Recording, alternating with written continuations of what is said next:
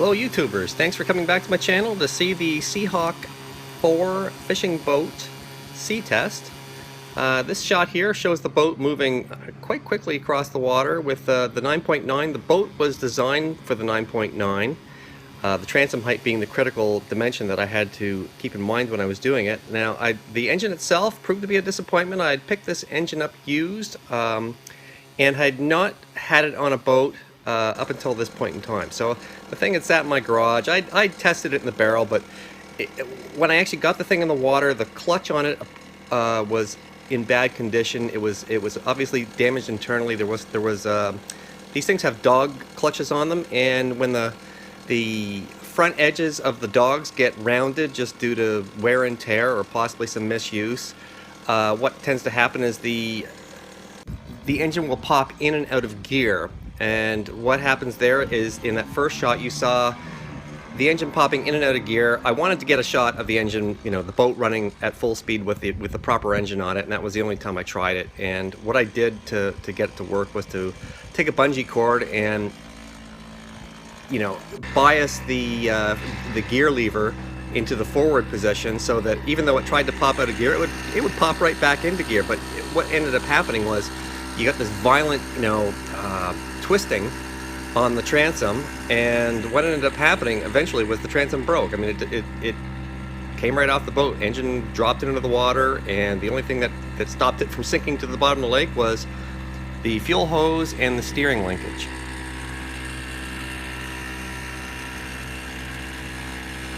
Now overall, the boat proved to be very satisfactory. You know, engine problems aside, the boat performed very, very well.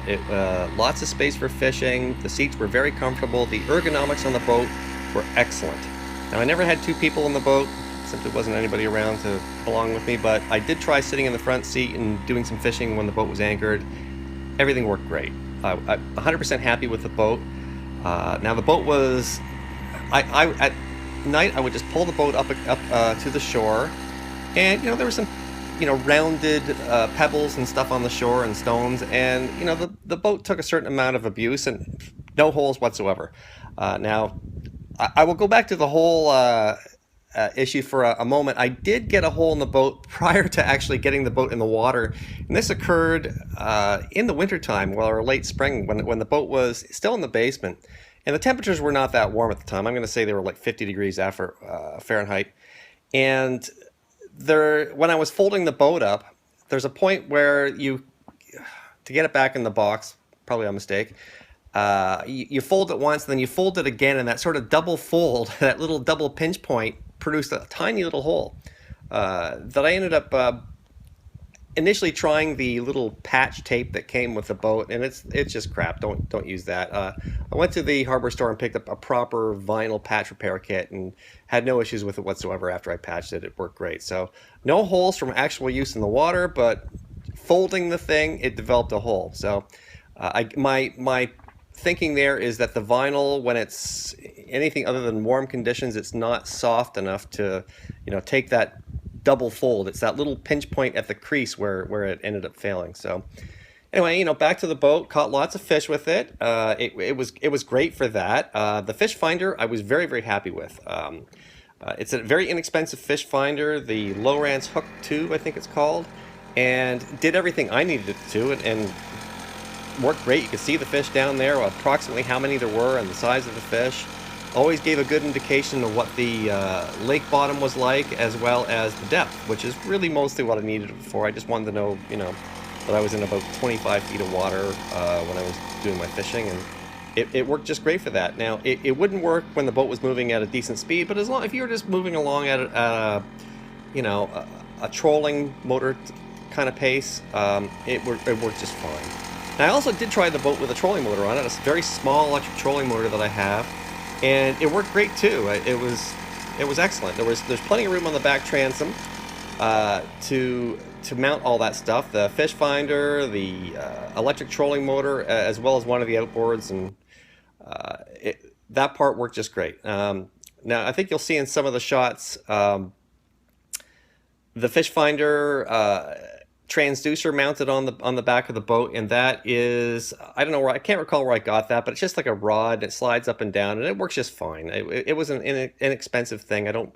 recall the make and model of it, but I just put one single screw through the transducer and into one of the adjustment holes on the rod. No changes to it whatsoever. Just one screw, and tightened it up, and it worked great. Never moved the whole time. So quite happy with the fish finder.